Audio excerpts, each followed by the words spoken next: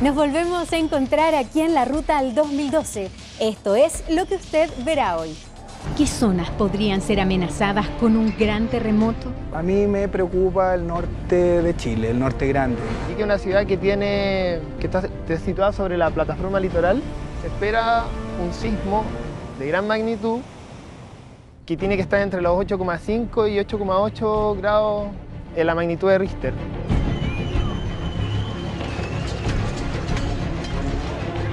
La profundidad del fondo marino en Chile se va haciendo cada vez mayor hacia el norte. El tsunami se amplifica solamente por ese efecto. Es un mega tsunami, realmente. Dada la energía que hay acumulada, al moverse esto se va a mover metros, un continente entero.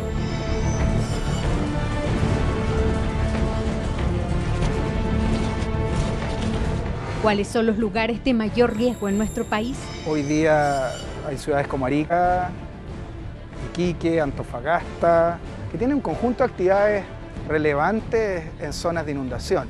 Ahí murió gente porque se fueron a refugiar ahí y se les cayó el cerro encima. Podría ser muy riesgoso para todo Santiago. Entenderemos cuáles son los peligros de las tormentas solares. Sabes, los científicos no podemos predecir con exactitud lo que el Sol va a hacer. Al igual como no podemos predecir los terremotos.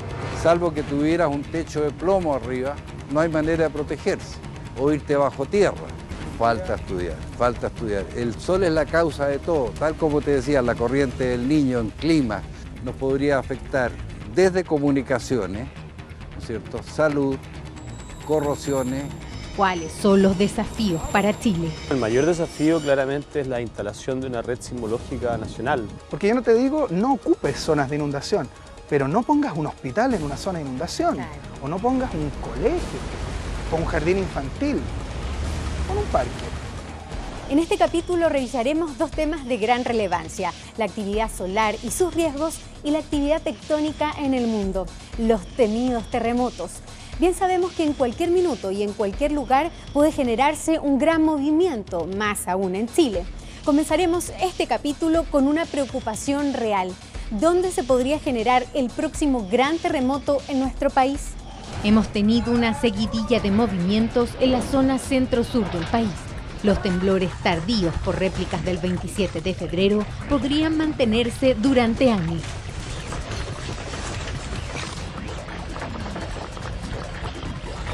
Por otra parte, el mundo entero se alerta por la constante actividad sísmica. México e Italia entre los últimos que sufrieron destrucción. Sin duda, imágenes como estas no queremos revivir, pero debemos estar preparados. Científicos chilenos y estadounidenses nos hablan de la actividad tectónica y resuelven un gran mito. ¿Estamos viviendo un incremento de la actividad sísmica en el mundo?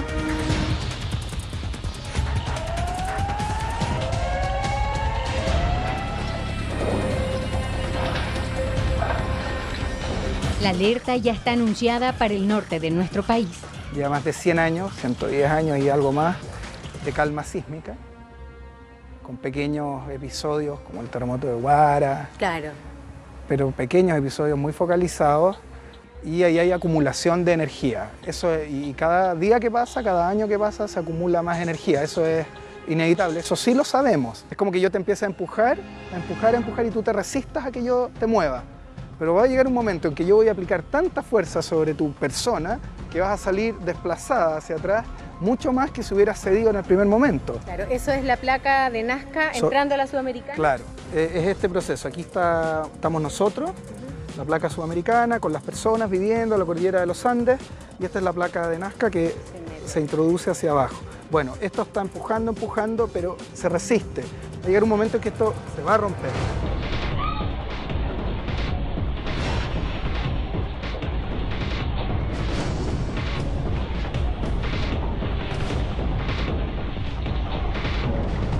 Pero ¿cuáles son los grandes desafíos?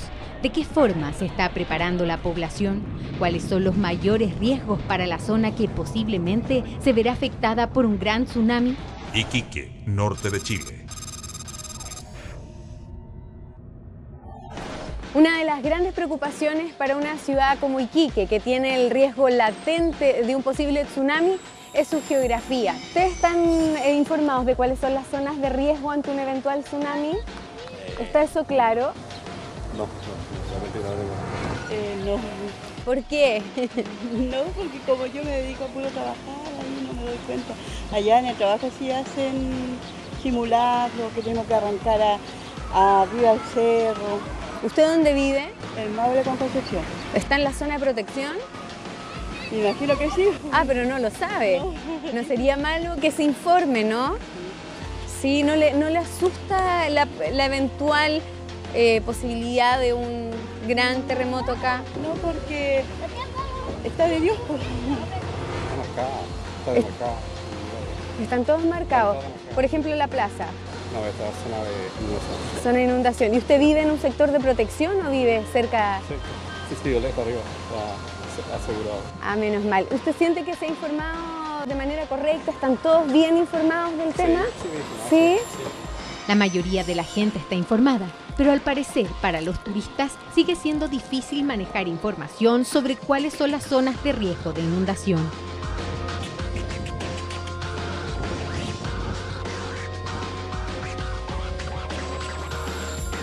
Por ejemplo, la plaza de Iquique es una de las primeras zonas que se inundaría. La calle uno reconoce algunos sectores, pero el sector claramente no creo. Entonces yo creo que se va a inundar todo por la cota que tiene. Claro, hay sectores que están bajo el nivel del mar. Claro. ¿Y eso les genera un poco de nerviosismo, preocupación? De hecho, que nosotros cuando llegamos acá hace como 3 años, íbamos a vivir en Iquique y decidimos vivir arriba en la Pampa del Tamarugal. No hay zonas expeditas tampoco, porque uno, si por ejemplo, si tuvieran que correr todo aquí, es súper complicado, yo creo, en esta ciudad es súper complicado desplazarse a esa velocidad que se requiere. Yo creo que para el tema del turista, a lo mejor falta un poco más de información en el minuto de que tú llegas a la ciudad, se te entrega información. ¿Están claros los carteles? ¿Hay información suficiente? Mira, yo no soy de acá. ¿Ya? ¿Como turista le parece que está claro? Yo no he visto nada. ¿Y saben qué pasaría en la plaza acá si hay un tsunami, llega o no llega el agua? Yo creo que no. Yo creo, a pesar de que estamos cerca a costa aquí. Estamos muy cerca a costa. Pero les cuento que sí, esta es una zona de riesgo y de inundación. Sí, claro. No tenía idea. Debería de ver algunos letreros, por ejemplo, como la señalética de tránsito, decir que, por ejemplo, está a nivel, está sobre el nivel, está en zona de riesgo, está en zona verde, en zona amarilla. Me imagino algo fácil que uno entienda, no tantas letras, no tanto. ¿Falta un poco de eso, siente usted? Harto. Lo mismo ocurriría con la Sofri. Aproximadamente son unos 200 metros, 250 metros, puede llegar incluso un poco más, en la zona en que más avanza. Por ejemplo, en el sector de la Sofri es la zona que tiene mayor riesgo, porque es la zona que está más plana, incluso tiene zonas que están bajo el nivel del mar, porque ahí la gente, cuando van a construir, en la Sofri generalmente se construye, hacen los galpones, etcétera, salen lo que acá le llaman ojos de mar, o sea que pican la tierra y aflora el agua, el nivel freático del mar. Entonces eso es un indicador de que está bajo el nivel del mar, o sea cuando entre la ola, lo más probable es que se quede ahí y va a costar sacar el agua de ahí. Luce Bensberger, intendenta de Iquique, nos cuenta sobre la preparación. Partimos también haciendo el primer gran simulacro de la zona norte, en Atento Norte, programa con la UNEMI. Tenemos cerca solamente la ciudad de Iquique, frente a una eventual situación de catástrofe con tsunami que evacuar cerca de 80.000 personas. Cada persona sabe cuáles son los puntos, ¿no es cierto?, o los lugares seguros, los puntos de encuentro. Tengamos una mochila de emergencia con linterna, abrigo, una radio, batería, alimentos no perecibles, y en ese proceso estamos.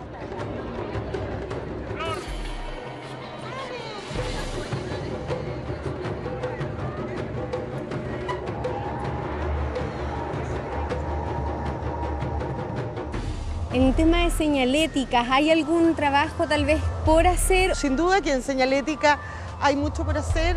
Esperamos ya a marzo del 2012 también tener cambiada y profundizada toda la señalética. Lo que nosotros queremos hacer respecto de las vías es iluminarlas, porque además acá las zonas de seguridad están en la cota 30, por lo tanto no es un tramo corto. De venir un tsunami aquí en el borde costero de Iquique, la gente deberá evacuar hacia la zona de protección. Estamos hablando de por lo menos 16 cuadras.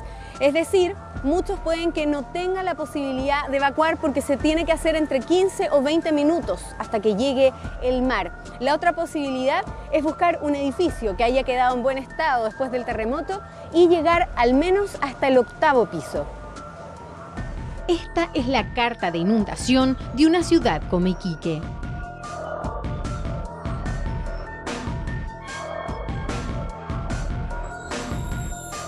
En el centro la carta de inundación dice que se va a inundar aproximadamente hasta la calle Arturo Fernández, que es una calle que está súper arriba, en lo que uno tiene como de conciencia dentro de la ciudad. Uno puede prever fácilmente, en realidad la costa va a bajar en esa. Con un gran terremoto, digamos, lo que se va a producir es una subsidencia a la costa y que ya vimos el terremoto de Japón, digamos, que toda la costa le pasó lo mismo, digamos. El tsunami se amplifica solamente por ese efecto. En la zona del centro, donde está el polo de desarrollo económico y político de la ciudad, está todo bajo la zona de inundación, la municipalidad, los edificios empresariales, los bancos, etc. Está todo bajo eso. El planeta ha enfrentado grandes catástrofes en los últimos años y sin duda aún quedan lecciones por aprender. Las imágenes captadas tras el terremoto de Chile o Japón siguen impactando al mundo. Este registro del terremoto japonés deja en evidencia la fuerza del movimiento. Terremoto y tsunami de Japón. Epicentro frente a la costa de Honshu, 130 kilómetros al este de Sendai.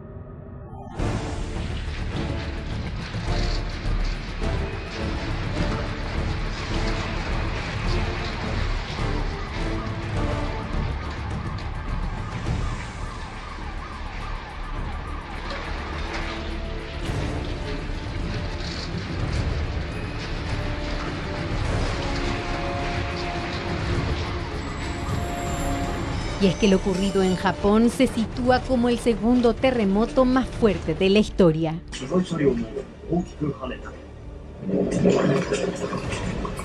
Revivir lo ocurrido el 27 de febrero del 2010 en Chile tampoco es fácil, pero entrega claves indispensables para no repetir los errores. Era de madrugada y un movimiento de 8.8 sacudió al país.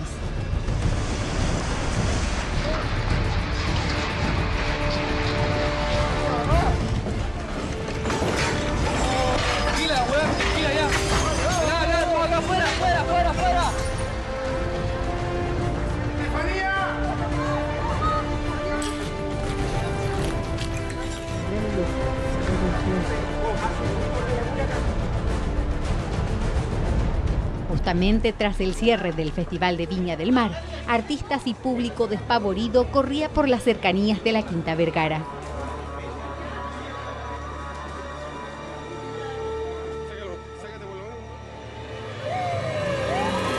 El mar ingresó en las costas chilenas como un ladrón silencioso generando muerte y destrucción.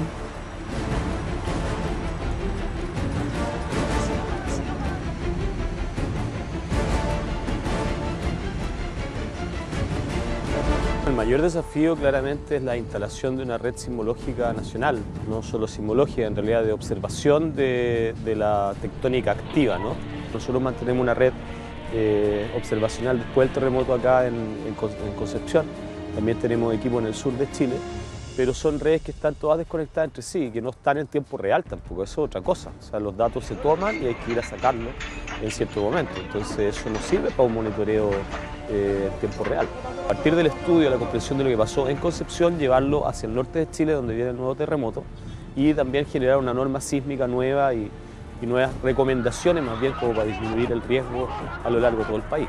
Pero no debemos olvidar, pues un tsunami podría volver a azotar las costas e islas chilenas. La profundidad del fondo marino en Chile se va haciendo cada vez mayor hacia el norte. Ese segmento es el que tiene la fosa más profunda, tiene 8 kilómetros de espesor, digamos, la columna de agua en las zonas que podrían potencialmente ser movidas por el terremoto. Acá eran apenas 3 kilómetros, 2 kilómetros, y tuvimos un tsunami de las características que tuvimos, que igual fue muy devastador. Entonces, un tsunami generado en el norte seguramente va a tener una magnitud, digamos. El tsunami mismo de orden transpacífico, es decir, un tsunami que es capaz de llevar destrucción, digamos, hasta Hawái y Japón sin ningún problema, por la columna de agua y por el slip, el deslizamiento que se espera que también se tenga, que deberían ser, si es un 9, ¿no es cierto?, un terremoto de magnitud 9 va a tener por lo menos 20 metros de deslizamiento, eso significa 4 metros de alzamiento de la columna de agua de 8 kilómetros, entonces es un mega tsunami, realmente. La bahía de Talcahuano seguro se va a ver afectada por cualquier tsunami que se genere en el norte. Lo mismo pasa con islas como la isla Juan Fernández o la isla San Félix, San Ambrosio, que están más al frente, digamos, del área de potencial ruptura de este terremoto en el norte.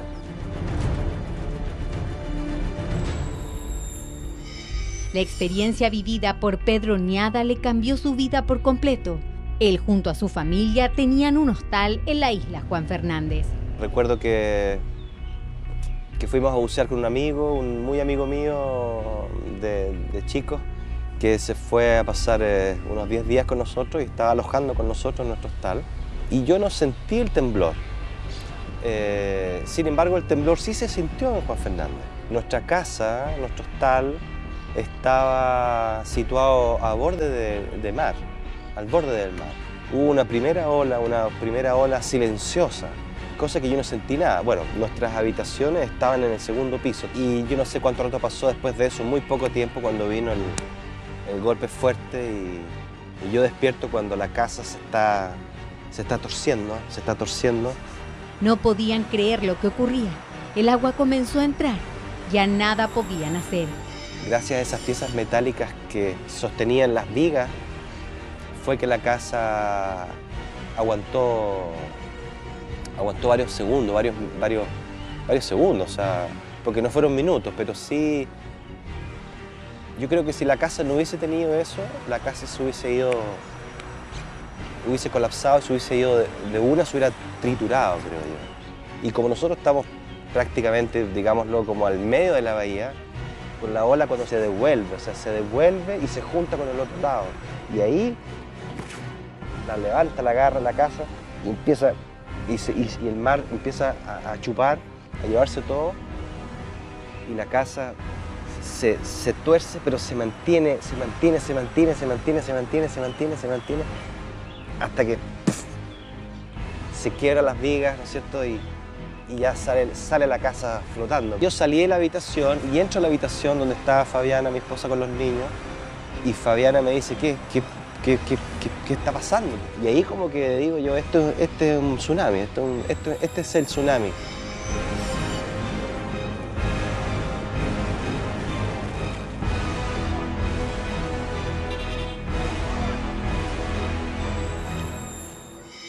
Había que salir, porque la casa se hundía. Estábamos en medio de la bahía Cumberland flotando. Veías que estabas dentro del agua, o sea, y todo esto en movimiento. Recuerdo que la casa se parte, se quiebra y caemos todos al suelo. Y abrimos la ventana, que las ventanas se abatían hacia afuera. Y tuvimos la suerte increíble de ver un bote abandonado a 15 metros de nuestros. Y fue un primer bote que pasó rápido y como que entre la decisión y la incertidumbre pasó, lo perdimos y después hubo una segunda oportunidad y nos pusieron otro bote. Matías, el Matt, saltó al agua y fue nadando en dirección al bote y llegó al bote y ahí yo inmediatamente salto al agua y por la ventana mi esposa me pasa lucecita a mi hija, que en ese instante tenía 3 años, y ahí tomé fuerte, firme a lucecita y nadé con un brazo, nadé entre los escombros, entre palos y no recuerdo qué. Y agradezco siempre que haya estado Matías con nosotros y porque él ahí recibió lucecita. Y de ahí yo nadé de vuelta a la casa y yo antes de llegar a la casa, ya Fabiana se había tirado por la ventana, ¿no es cierto?, al agua con Dante de 7 años en su espalda. Y de ahí luego vino la tercera ola, en el fondo fue la tercera ola que esa fue la que nos empujó al mar y en un remolino. Recuerdo que el bote empezó a girar en remolino. pero el bote increíblemente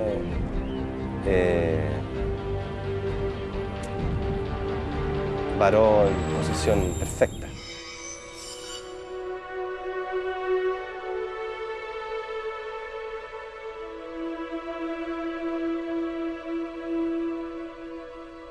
Y ahí nos abrazamos y lloramos y no la podemos creer.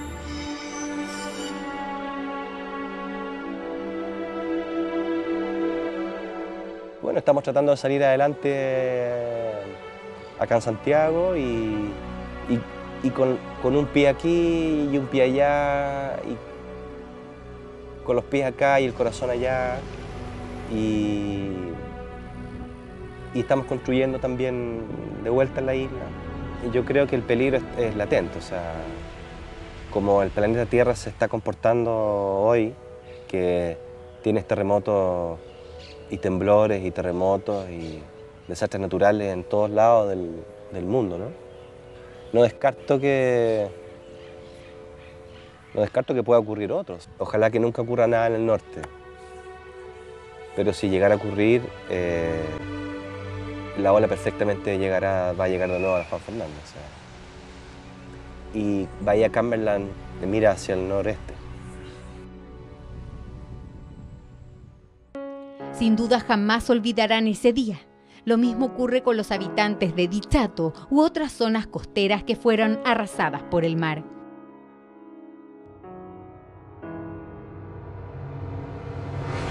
El terremoto ocurrido el 2010 en Chile destruyó miles de viviendas, dejó a familias completas en la calle, sin los servicios básicos ni un hogar. La reconstrucción avanza, pero a paso lento. Han pasado ya 2 años desde el fatídico suceso y Chile aún no se recupera. Dichato, pueblo costero a 37 kilómetros de la ciudad de Concepción. Yesenia Coloma perdió su casa con el tsunami en Dichato. ¿Este era tu sitio? Sí. ¿Esta era tu casa? Sí, esa es la casa antiguamente donde vivía yo. Venía saliendo el mar y tuve que correr. Fue horrible la experiencia. Yo creo que toda la gente necesita fecha, plazo para saber cuándo va a tener tu casa, cuándo va a volver. ¿Estás consciente que eventualmente de existir un nuevo tsunami, que es difícil, pero no imposible? ¿Sabes que igual estás...? Estoy propensa a volver a perder todo, sí, pero volvería nuevamente. Bueno, sí, es difícil no dejar que fue tu... mi lugar, sí, donde me crié, mis vecinos, todo, es difícil dejar. Juana Tapia dormía cuando empezó el movimiento. Fue su nieta quien le advirtió que algo estaba pasando. Entonces va mi nieta, se levanta y sale al baño. Sale al baño. Entonces me dice, abuela, y me dice, levántate porque la gente va todo arrancando que se va a salir el mar. Y yo le dije, pero no, le dije yo, mira, la otra vez también andaban con la cuestión de que se iba a salir el mar. Le dije yo, arrancamos y no pasó nada. Como tanto se sorprendió cuando amaneció, se dio cuenta de lo que realmente había ocurrido. Yo bajé a los 3 días, aquí yo no sabía cuál era mi sitio. Porque esto estaba lleno de casas, de botes, de todo, pura tablería, pura desórdenes, que los pedazos de casa y todo. Y busqué mi casa, busqué mis muebles aquí para allá, nada. Nada, no encontré ni siquiera en la playa un mueble que hubiera dicho yo, esto es mío. Fresia Barros es otra mujer que lo perdió todo. Era comerciante, tenía fuente laboral, que era comerciante con cabaña y restaurante, en el centro de Dichato. Fue tan terrible el miedo que yo vi que el mar llenaba así, que va subiendo. Y yo me da vuelta y ya no miré más, me fui de ahí. Porque el pánico era terrible, estando súper lejos. Y ahí veí que venían escombros en el agua, venían vehículos dando vueltas, venían containers de la universidad, venía de todo, parte de casa, o sea, todo venía en el agua. Vehículos hasta con luces, era terrible. Usted no pensaba que usted de la noche a la mañana, después de haber tenido, qué sé yo, 35 años trabajando para tenerlo todo y después quedar con nada. Esas murallas que están ahí son las que están quedando de yo, ahora tengo que esperar de que la empresa termine para venir a medir mi terreno y poderlo cerrar y ponerlo en venta. El sismo arrasó con gran parte de las ciudades como Constitución, Concepción, Copquecura y el puerto de Talcahuano, además del centro de Talca.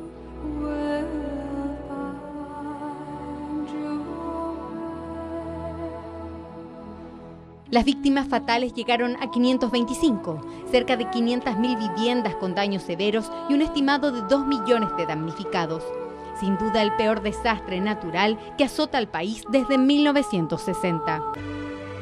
La ola perfectamente va a llegar de nuevo a la Juan Fernández. O sea, y Bahía Cumberland mira hacia el noreste. Sin duda jamás olvidarán ese día. Lo mismo ocurre con los habitantes de Dichato u otras zonas costeras que fueron arrasadas por el mar.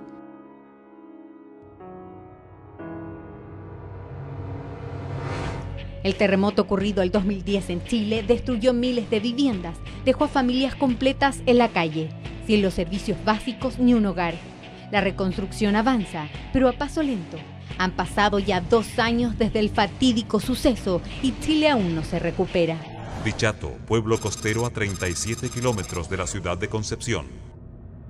Yesenia Coloma perdió su casa con el tsunami en Dichato. ¿Este era tu sitio? Sí. ¿Esta era tu casa? Sí, esa es la casa antiguamente donde vivía yo. Venía saliendo el mar y tuve que correr. Fue horrible la experiencia. Yo creo que toda la gente necesita fecha, plazo para saber cuándo va a tener tu casa, cuándo va a volver. ¿Estás consciente que eventualmente de existir un nuevo tsunami, que es difícil, pero no imposible? ¿Sabes que igual estás...? Estoy propensa a volver a perder todo, sí, pero volvería nuevamente. Sí, es difícil no dejar el que fue mi lugar, sí, donde me crié, mis vecinos, todo, es difícil dejar. Juana Tapia dormía cuando empezó el movimiento. Fue su nieta quien le advirtió que algo estaba pasando. Entonces va mi nieta, se levanta y sale al baño. Sale al baño. Entonces me dice, abuela, y me dice, levántate porque la gente va todo arrancando que se va a salir el mar. Y yo le dije, pero no, le dije yo, mira, la otra vez también andaban con la cuestión de que se iba a salir el mar, le dije yo, arrancamos y no pasó nada. Como tanto se sorprendió cuando amaneció, se dio cuenta de lo que realmente había ocurrido. Yo bajé a los 3 días, aquí yo no sabía cuál era mi sitio, porque esto estaba lleno de casas, de botes, de todo, pura tablería, pura desórdenes, que los pedazos de casa y todo. Y busqué mi casa, busqué mis muebles aquí para allá, nada.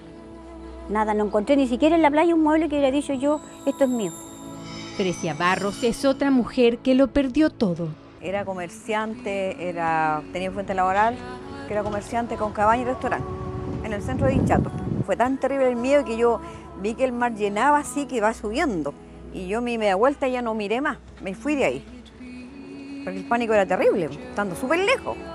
Y ahí veí que venían escombros en el agua, venían vehículos dando vueltas, venían containers de la universidad, venía de todo, parte de casa, o sea, todo venía en el agua.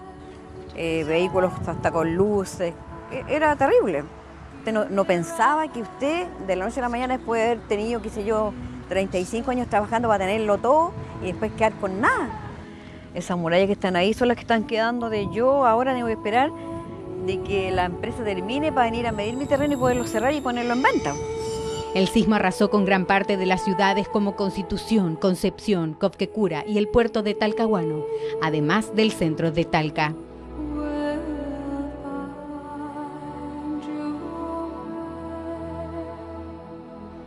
Las víctimas fatales llegaron a 525, cerca de 500.000 viviendas con daños severos y un estimado de 2 millones de damnificados.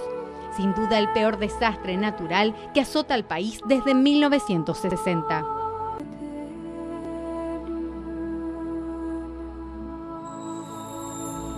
Sin duda, por la misma razón, cada réplica genera un miedo incontrolable. Este video fue captado en un cibercafé de Talcahuano el 23 de enero.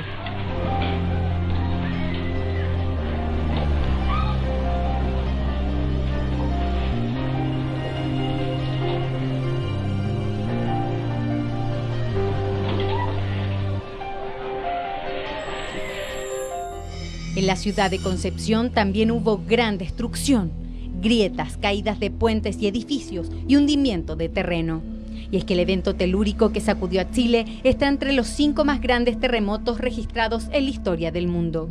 Se están haciendo los trabajos de demolición aquí en la Torre Higgins de Concepción. Eran 21 pisos, de los cuales solo quedarán 9.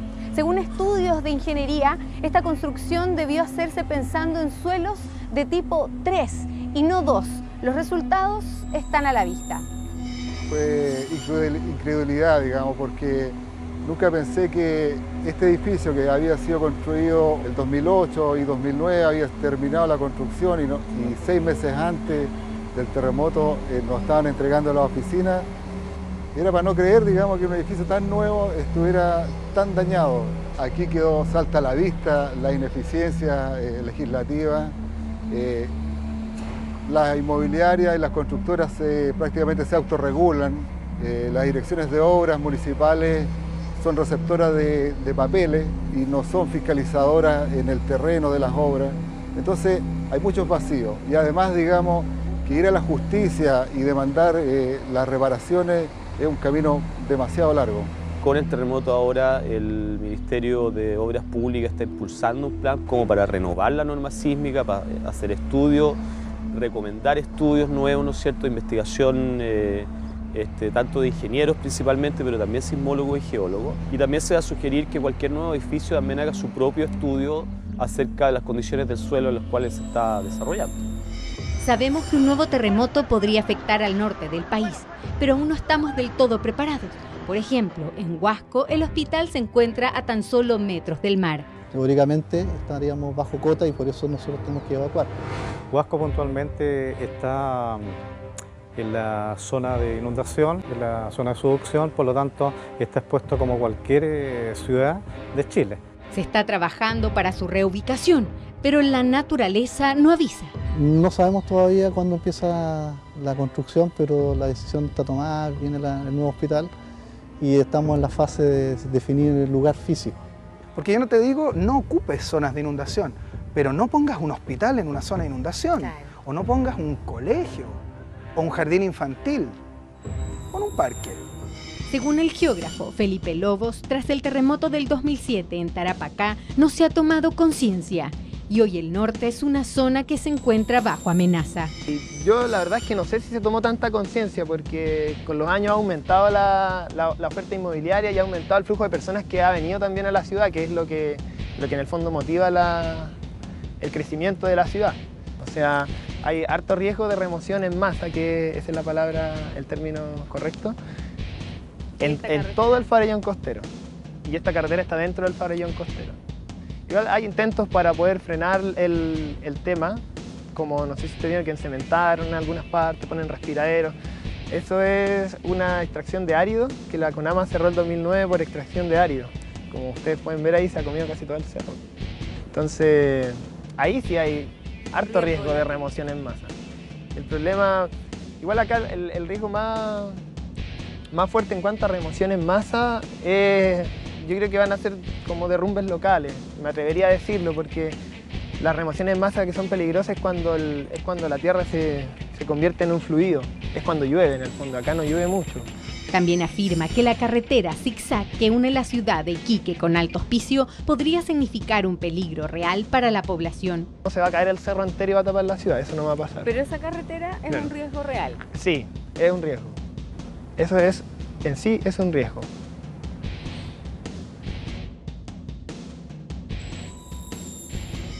Un nuevo terremoto podría generarse en cualquier minuto y en cualquier zona del país. Pero atención, existen zonas de mayor riesgo, como el norte de nuestro país o la quinta región. Los especialistas explican el porqué. Entonces, cuando tú mueves mucho en un sector y los sectores aledaños no se mueven, efectivamente lo que estás haciendo es tirarlos. Estás provocando, digamos, una mayor carga sobre esa zona que no se movió y por lo tanto queda más cerca de la ruptura. Probablemente produjo una carga en los segmentos aledaños, es decir, el segmento inmediatamente al sur e inmediatamente al norte. Si me preguntan por probabilidad, evidentemente yo pensaría de que podría haber un terremoto y nadie lo puede negar, un terremoto en la zona central de Chile, tal como ocurrió en 1730, donde hubo un gran terremoto que barrió con la zona central de Chile y inundó la parte baja de Valparaíso y es más, se borró la localización actual del Congreso. ¿Y por qué? Porque al sur de Golfo Arauco, hace 50 años solamente fue el gran terremoto de 1960 y dadas las características de ese gran evento y la energía que liberó, fue un 9.5, la probabilidad de que haya un nuevo terremoto al sur de Golfo Arauco es relativamente menor, pero es una probabilidad, nadie puede ser categórico en estos temas. En tanto, al norte de Pichilemu, que es el segmento que no rompió ahora el 27 de febrero, podría haber una mayor probabilidad porque la práctica es un segmento que no rompe desde 1906. Y claro, Valparaíso al norte sí, Valparaíso, el terremoto del año 85 fue un terremoto no muy grande, fue un magnitud 8, ¿no es cierto? Y en la parte profunda probablemente de la falla de subducción.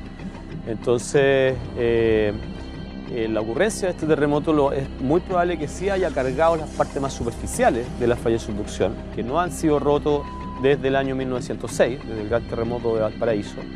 Y claro, por cierto, podría digamos, haber aumentado el riesgo, pero ahora, o más bien, yo creo que aumentó el peligro. El tema es cuánto y cómo cuantificarlo, digamos.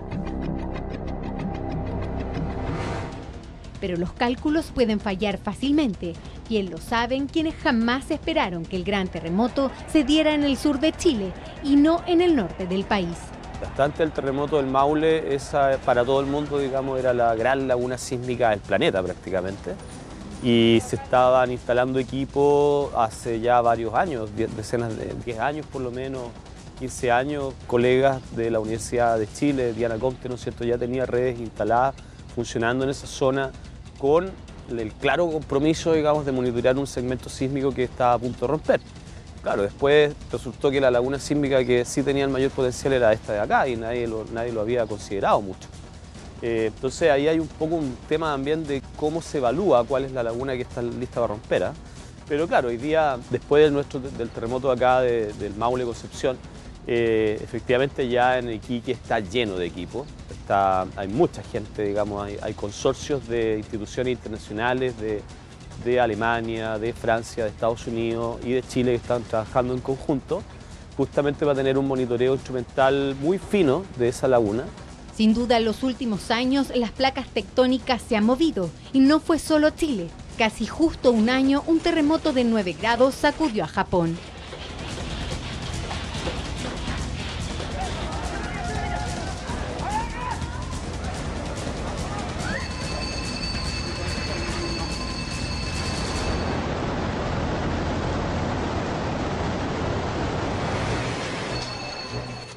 En Japón se generó la licuefacción, una vibración letal.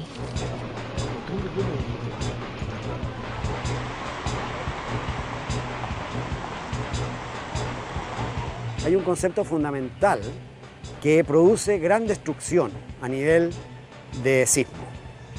Uno puede entrar a la web hoy día y ve imágenes extraordinarias, videos extraordinarios, por ejemplo, de Japón. Y el fenómeno más destructivo en un sismo es la generación de vibraciones que de alguna manera se irradian hacia la superficie y producen una vibración superficial. Esa vibración va a tener un efecto distinto en rocas bien consolidadas, resistentes, que en zonas con sedimentos, y peor, en zonas con sedimentos que tienen un nivel de agua subterránea muy cercano. Ese proceso es letal y genera un fenómeno que se llama licuefacción. De modo que la vibración temporalmente prolongada de minutos, por ejemplo el sismo nuestro duró 2 minutos 14 segundos, una vibración de ese tipo genera un trastorno muy grande y hace que por cambio de presión de poros el agua suba hacia la superficie. Incluso hay imágenes en Japón, por ejemplo, en la cual se pueden ver verdaderos geysers, entre comillas, salidas de agua, volcanes de agua. Ese fenómeno se puede mapear a priori.